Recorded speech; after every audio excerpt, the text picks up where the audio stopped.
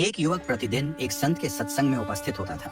संत की वाणी से वह बहुत प्रभावित होता, लेकिन जब वह अपने घर लौटता तो वहां की रोजमर्रा की चिंताओं और गृहस्थ जीवन की कठिनाइयों में उलझ जाता। उसे महसूस होता कि वह सत्संग में सुने गए आदर्शों को अपने जीवन में नहीं उतार पा रहा है। एक दिन सत्संग समाप्त होने के बाद युवक संत के पास गया और अपनी समस्या बताई। उसने कहा, महाराज, मैं कई दिनों से आपका सत्संग सुन रहा हूँ। आपकी वाणी से प्रेरणा मिलती है, लेकिन घर लौटने के बाद मैं वैसे आचरण नहीं कर पाता जैसा यहाँ से सीख कर जाता हूँ। इससे सत्संग के महत्व पर भी शंका होने लगी है।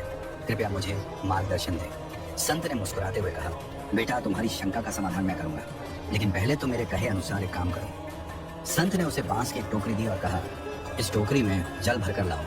युवक ने टोकरी लेकर पास के नदी किनारे जाकर उसमें पानी भरने का प्रयास किया, लेकिन टोकरी में छेद होने के कारण पानी उसमें ठहर ही नहीं पाता था।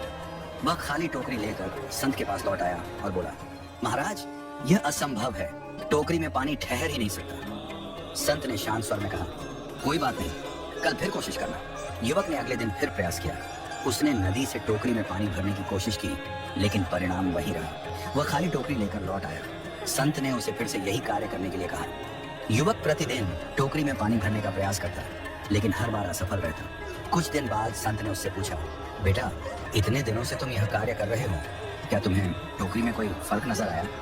युवक ने टोकरी को ध्यान से देखा और बोला, हाँ महाराज, एक फर्क तो जरूर हुआ है।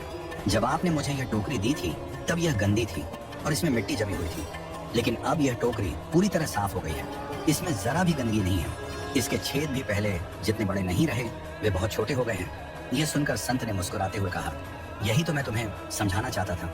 बेटा, जिस प्रकार पानी में निरंतर टोकरी डालने से वह साफ हो गई और इसके छेद छोटे हो गए, ठीक उसी प्रकार सत्संग का प्रभाव भी होता है। जब कोई नियमित रूप से सत्संग सुनता है तो उसका मन भी धीरे धीरे निर्मल होने लगता है।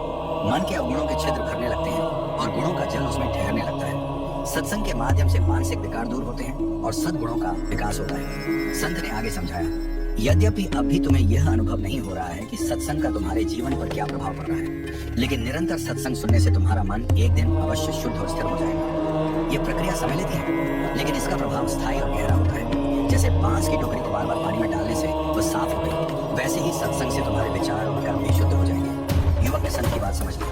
वह संत के प्रति कृतज्ञ हुआ और मन में दृढ़ निश्चय कर लिया कि वह सत्संग में नियमित रूप से जाएगा और जीवन में उसका अनुकरण करेगा। सत्संग में महापुरुषों की पवित्र वाणी सुनने से मनुष्य के मानसिक विकार दूर होते हैं। यह सत्य है कि जो व्यक्ति नियमित रूप से सत्संग का अभ्यास करता है, वह धीरे धीरे अपने दुर्गुणों को छोड़कर सज्जन बन जाता है।